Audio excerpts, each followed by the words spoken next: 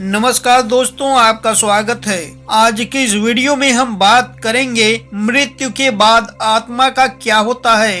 वैसे तो मृत्यु के बाद आत्मा को यमलोक जाने में 47 दिनों का समय लगता है और इन 47 दिनों में जीवात्मा के साथ क्या क्या होता है, इस वीडियो में इसी बारे में बात करेंगे। वैसे तो मृत्यु जीवन का अटल सत्य है, यानी जिसका जन्म हुआ है उसकी मृत्यु निश्चित है।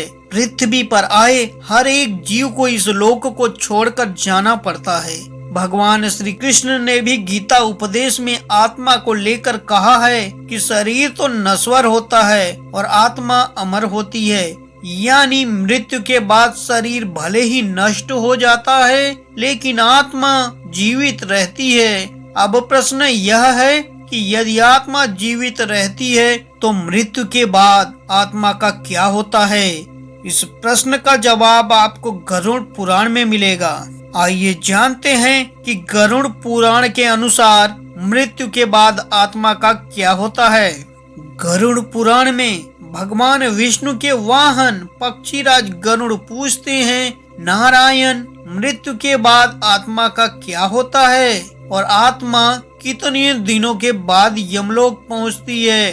गरुड़ के इस सवाल का जवाब देते हुए भगवान विष्णु कहते हैं कि मृत्यु के बाद जीवात्मा को यमलोक तक की यात्रा करने में पूरे 47 दिन लग जाते हैं। इन 47 दिनों के दौरान उसे कई तरह की यातनाओं का भी सामना करना पड़ता है। भगवान बताते हैं कि जब किसी की मृत्यु नजदीक होती है तो सबसे पहले व्यक्ति की आवाज जाती है। इसके बाद मृत्यु से कुछ समय पहले ही व्यक्ति को दिव्य दृष्टि प्राप्त होती है, जिसमें मनुष्य सारे संसार को एक रूप में देखने लगता है और इस तरह से उसके शरीर की सभी इंद्रियां शिथिल हो जाती हैं। जब व्यक्ति की मृत्यु हो जाती है तो यमलोक से दूत आते हैं और दूतों को देख आत्मा शरीर का त्याग कर बाहर निकल जाती है। आत्मा के शरीर त्यागने के बाद यमराज के दूत आत्मा के गले में पास बांध देते हैं और उसे यमलोक ले जाते हैं।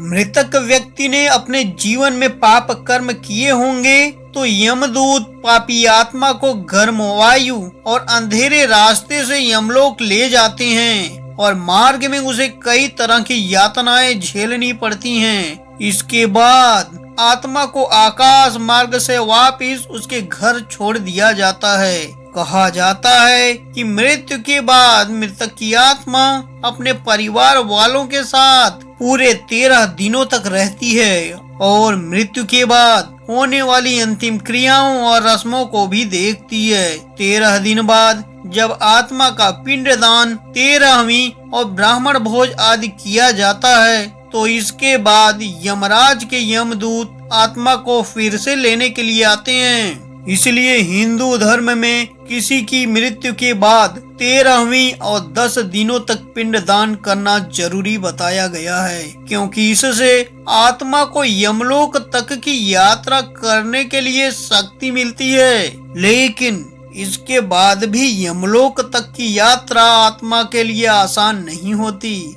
जब 13 दिनों के बाद यमदूत आत्मा को यमलोक ले जाने के लिए आते हैं तो आत्मा को सबसे पहले बैतरणी नदी पार करनी पड़ती है।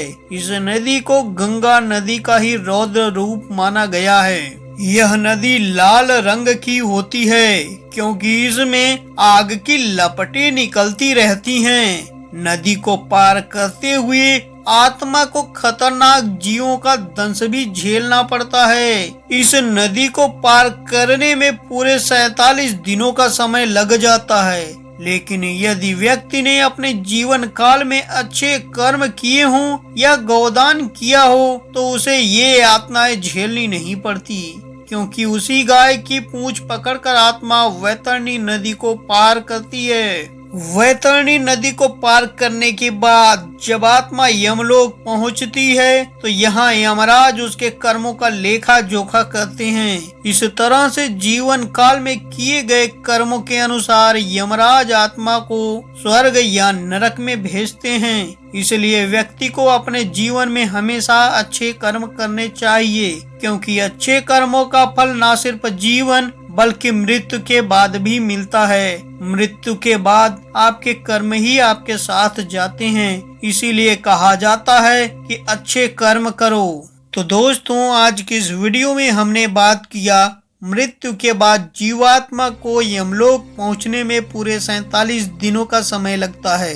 वीडियो पसंद आया हो तो लाइक करें, शेयर करें, कमेंट करें और सब्सक्राइब तो जरूर करें। तो आज की इस वीडियो में इतना ही। मिलते हैं अगले वीडियो में एक नई जानकारी के साथ। तब तक के लिए नमस्कार।